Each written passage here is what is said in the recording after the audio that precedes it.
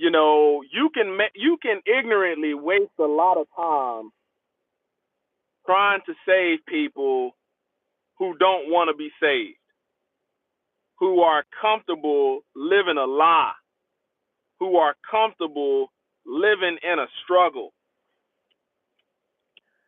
I don't spend too much time. I don't even get upset when I hear not only black people or just people complain in general. People complaining about the food is being played with. The water is bad. The cost of goods, the cost of living. At one point, I was like a lot of these people that would say, "Hey, man, we need to try to get together, man. We can do our own thing." But on the back end of that, and I'll speak from the black community,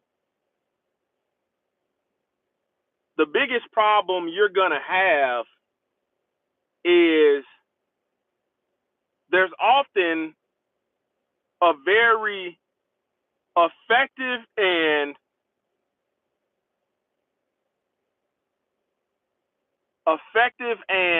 if implemented, a solution that could fix a lot of these problems, but the average person you come across that's complaining is not willing to be a doer of the word. There's videos of people for years now, 5 years now, complaining about food, GMO, food is fake, the meat is fake. And that's constantly, they're on the cutting edge of making videos. The dollar ain't worth nothing and this and that, and these jobs is not paying us enough. And these are all problems that you can fix. You find out, okay, 5 years ago, that was your same complaint. Modern day, that's your same complaint. And especially in the black community, is they holding us down and they don't want us to have nothing. And you ever thought maybe you didn't want to have anything? Maybe you yourself didn't want to have anything. There's people out there that get so tired of the food being played with that they grow their food, grow their own food. And then there's the people that complain about it and don't never grow shit. There's the people out there that complain about the meat. Oh, the meat is lab meat and this is that, and you can't believe this. We need to come together and go against them. You would think these people got some chickens. You would think these people got some cows by now. You've been arguing this stuff 5, 10 years and have implemented no solution. I don't even be really feeling bad no more when somebody dies in the family, and death is tragic. But I really don't feel bad for the financial struggles anymore, because you will be blackballed and outcasted by your family for trying to generate a solution that could save them a lot of struggle. We know people is going to die in the family. And I want you to test what I'm saying. Right now it is, at the time of recording, we are halfway past August. And here in about 6 months, about 5, 6 months, I want you to start telling your family members today, and watch how little fruit is bared. Okay? Family members is always dying. Every year somebody else is dying. A cousin here, an auntie there, an uncle there. Grandparents on everybody's side. This is the reason why the funeral homes make so much money. Because of ignorance.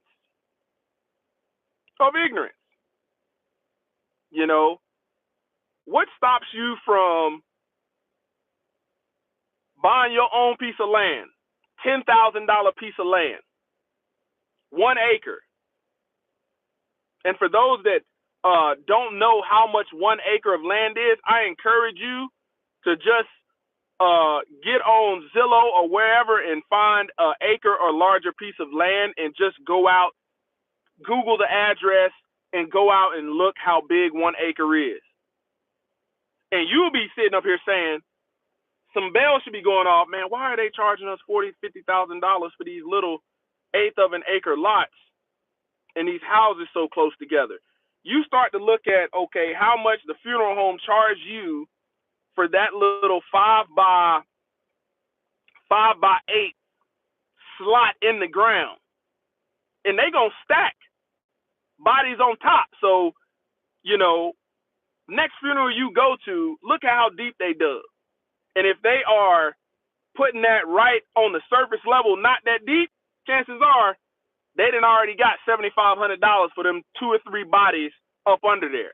And those videos out there showing you how they calculate the math on land for funeral homes. You would think if all of these people are so sick and tired and fed up, man, we so tired of this, man, we need to do something. Man, there might be one person out of a family that might not be full of shit. 1 or 2 that might not be full of shit. You could say, hey, man, we just had to, every time somebody die, we got to cash app all these people and do this and do all that. Well, they don't really have it for people that live their life blowing money on nonsense. Start polling your family now, and you're going to see what I'm saying, and say, hey, when tax time comes around, man, I want 10 family members to give me $1,000, and we're going to buy this land. We're going to buy this land for burial purposes. Just see how many people take the bait on that. Everybody, while you selling the plan, everybody gonna be on board. Oh yeah, that's a good idea, nephew. Come on, cousin, that's a good idea. We need to do that. Wait till that direct deposit hit that check account, and you start trying to collect and say, hey, we need that money, man. We got it for a certain time to be able to get this land for this amount of money, $10,000. You're going to realize, man, these people are going to have every excuse in the book not to follow through, not to show up in action the solution that they have acknowledged would solve a lot of the problems.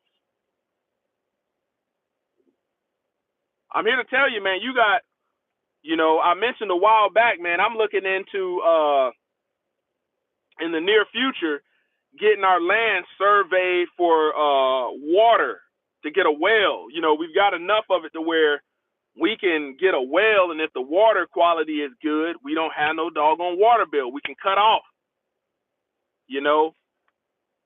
It's hard to get people that's mind is functions on being consumers and blowing money to actually see the value in things that could help set them free. And this is why a lot of people cannot come out from among them.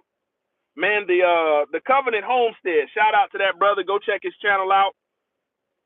In one of his videos, I think it's one of his recent videos, he said how to know if somebody is ready to homestead. And what he was saying in that video, go back and check it out, is very true. Because before we moved on our homestead, I was a recruiter in South Carolina, and we lived in a nice HOA neighborhood, had a decent sized backyard, and me and my wife, man, we having conversations like we need to start growing us some doggone food. This is well before we moved into a homestead. So we had raised beds and stuff like that, and stuff in buckets. And it's crazy how he mentioned that in his video, how to know if somebody is ready to homestead. And it's kind of like, as a recruiter, there was people that I knew and come across that had full scholarships. Education was paid for. Family had the money to send them off to school, but these people would not even do the prerequisites. The parents having a hard time getting their kids to fill out the application, fill out the information, fill out the registration packet. That lets you know, man, people talk a good game, but when it's time to go and do something, you're not gonna get that much support. And that's why I said, man, only a remnant would be saved. I want you to think about, listen to this. If you type in defective watermelons on YouTube, look at the videos on people talking about these store watermelons. They explode, they got dye, they got all kind of chemicals in them, they don't have seeds. It's thousands of people talking about that. For years, this stuff has been happening. How many of them have taken, when they've been in Walmart, been in Lowe's, and they passed that seed rack, how many of them have said, man, I'm going to try to learn how to grow me some watermelons? You see very little fruit on that, but there's always going to be a people that's complaining about the struggle that the elites have them in, but secretly, they're comfortable being oppressed. They're not going to want to do anything to actually fix it.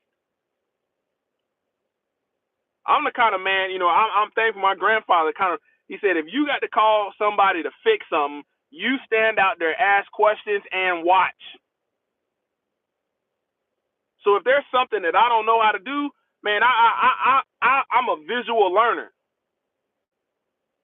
Early on in life, man, it didn't take me but one time calling the AC repairman to see them replace a little part and then charge me $300 for me not to go in the house and look and see, what's that little part called?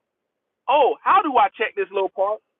So the next time I have air conditioning issues, I know how to get my voltmeter out and check the doggone capacitor. And then I can go to Ace Hardware, get another capacitor, put it up in there, put the doggone disconnect back in there, and we cook it. Telling you, man, high as it, you can go in the grocery store and hear somebody complain about how high it is. But you're gonna find very few people that's willing to do something about it. I did a video, how to start your LLC. Don't overpay for an LLC. You got somebody in your family that's their whole damn life they didn't had a bunch of good ideas. Good idea fairy. How many people will actually action this stuff in order to set their family free, set their family apart, set themselves apart? You're going to realize when the book says only a remnant will be saved, I'm sticking with that. Only a remnant will be saved. And I tell you, once you realize that, you're going to realize there's some people that you might have to cut off because they are conducive to a lifestyle of righteousness. They want to pretty much survive off of your labor instead of helping put in the labor of their hands. You start growing you some fruit, growing you some vegetables, in the world tanks.